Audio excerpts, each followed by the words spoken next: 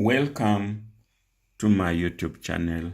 I'm your entrepreneurship tutor, Professor Henry Buisa. I continue with my translations of Bukusu sayings. Translated Bukusu saying that every developing country must know. This is part 6 of my translations. Engwe eavasi yahulwiki niwaenja EKHOMEKHO. The leopard scratches on the door first before you look for the lock. That's a direct translation. That until the leopard scratches on your door, you might never look for a lock. It is only after sensing imminent danger that one starts to make precautions. Therefore, timing is important. So, imminent danger, Russia-Ukraine war on international trade. Now, at this link, my immediate previous posting, I elaborated on the law of comparative advantage and its limitations for the developing nations. And I want to take this opportunity to thank my fans who have watched it in big numbers. It looks like it made some sense. I hope you enjoyed it and you get more from me. Now, due to the Russian-Ukraine war, there is imminent danger in the vegetable oil supply chain. It is now global. Global media is talking about it, and that is what is at that link of mine. Now, Africa needs EKHOMEKHO, a lock, on exporting vegetable oil raw materials, only to buy back the processed vegetable oil at exorbitant prices. Avocado is my focus, with Kenya as a case in point. Yes, Kenya leads Africa in avocado production and therefore export. Let's listen to that. Elsewhere, a deal allowing local avocado farmers to export their produce continues to generate interest. The Hass avocado in particular is now widely sought after by both buyers and producers. Farmers in the county of Taita Taveta have grown interest in mass avocado export that they hope will lead to good profits. Farmers in Wundanyi say that they have decided to embrace new technology and smart farming by adopting the Hass avocado, which produces more in a short time. In 2020, Kenya was ranked the #1 avocado producing nation in Africa and stood at position 8 globally, with an estimated export load of 69 metric tons of the produce between January and October 2021, bringing in a revenue of 14.48 billion shillings. Taita Taveta is set to join Murang'a, Kiambu, Nakuru, Kisii, Nyamira, Meru and Bomet counties in exploiting the overseas avocado market in efforts to propel Kenya to become a global force in the perishable market niche. Na nahitaji nini? Mazao mengi. Kwa mfano zaidi navuna mara 2 kwa mwaka. Ile miti ya kienyeji tulikuwa tunavuna mara 1 kwa mwaka. Na quality ya matunda ni nzuri. Okay. Kwa ile mti wa kienyeji mtu mmoja alikuwa ananipatia kama kilo 80 kwa mwaka. Lakini huu mti unanipatia kilo 120 kwa mwaka na bado unaendelea. So target tukifikia maybe miaka 5-6 natarajia mtu mmoja unipatie kilo 400 hadi 600 kwa mwaka. Yes, we can hear from the farmers that avocado production is growing. And although my county, Bungoma, was not mentioned, my county has joined Kenya's pioneer counties in avocado farming. But the talk is about exporting the raw avocados and not processing them for domestic use and or exporting of the processed product. There is a political economics angle to this, but let's listen first. Now, the county government of Bungoma has embarked on training local farmers on avocado farming as a means of boosting their income. This happens in the wake of increased demand for the fruit, which is gaining traction globally. Over 200 farmers received the training on how to supplement their income and diversify from maize to sugarcane, whose earnings have been shrinking in recent years. Director of Agriculture in the county, Onesmus Makhanu, said the training will also focus on how to add value to the avocado in order to attract competitive prices on the global market.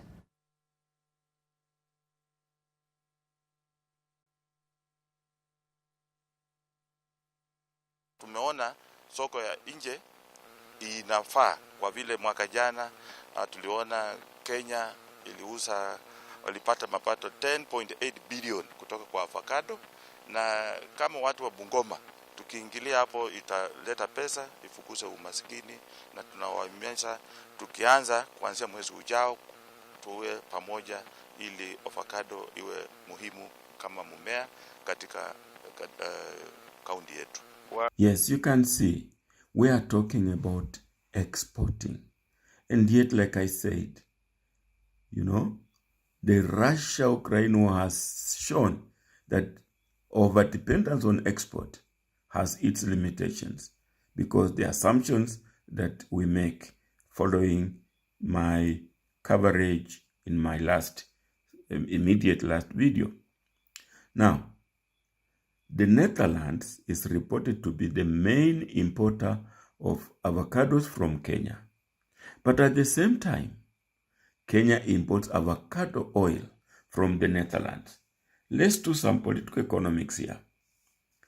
Yes, Kenya, and by extent Africa. And here, Netherlands, and by extent Europe.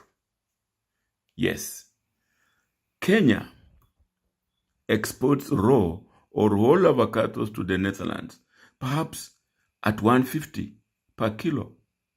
Call it even 500 if you want. Raw avocados go to Netherlands. And we have seen that the Netherlands makes avocado oil. We import processed avocado oil from the Netherlands, say at 3,000 shillings a liter. Yes, I'm not taking from the blues. Look, pure avocado oil, 1 liter details, you know, Jumia in Kenya, 3,734.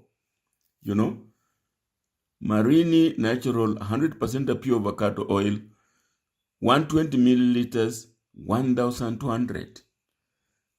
So what are we saying? That the balance of payments for Kenya is always in the red. If from 1 kilo, even if we got 500, then we're going to pay back 3,000 to bring a liter of processed avocado oil. So we are always red in terms of balance of payments, if you want balance of trade. But then I visited a Bungoma farmer, and that visit revealed that avocado can be animal feed. Look, I came to see this farmer, and I discovered that he feeds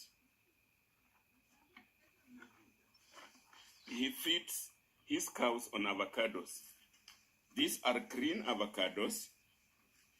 You see, he harvests them, chops them, and gives them to his cows. The green avocado, I didn't know that avocado can be fed to cows. But I also know that the inside, the avocado, can also be made into a drink, like coffee drink and all that. But here, this farmer is doing them, preparing them and giving them to the cows. And look at how they eat. Look. These cows love avocado. They love avocado. Look at how they chop and they eat it. Yes.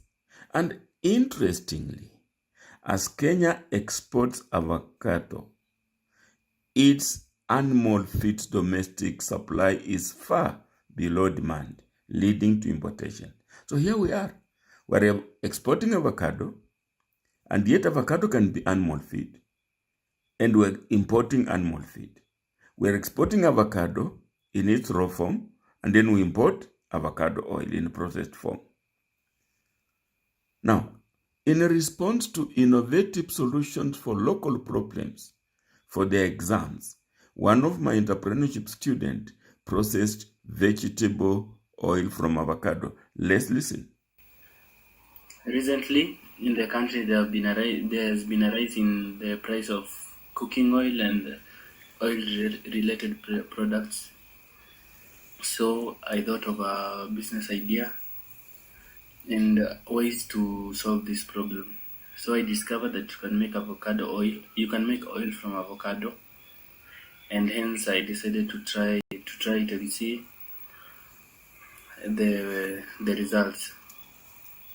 I think that if this project is successful, we can be able to solve the current crisis because avocados are readily available in the country. Yes. And you know, Kenya spends huge amounts of money importing vegetable oil, including the avocado oil. And yet, my student thinks we can produce vegetable oil from avocado. Yes. So, when we export avocado as a fruit, that full fruit, as we export that full fruit, what are we doing? We are exporting three things. One, the flesh. And that flesh is the one that makes vegetable oil, salads, fruit, skin oil, etc., etc. We are also exporting the peels. After all, we're exporting the whole fruit, the peels, the skin, the cover, and you know, now those peels can make briquettes, can make organic manure. And you know, briquettes, you know, it will come in to save on firewood, on cutting trees. Organic manure, it will save on importation of inorganic manure. We are also exporting the seed, what they call the peat. From the peat we can get powder, we can get health drinks, we can get feeds, you know, or feed supplement. So what are we doing? By exporting the whole of the fruit, we're exporting three things that can give us a lot of wealth. Above all, we're exporting jobs. Yes, we have unemployed graduates.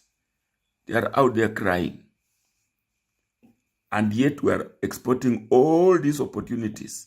Opportunities here, and opportunities there. So, what governments could do?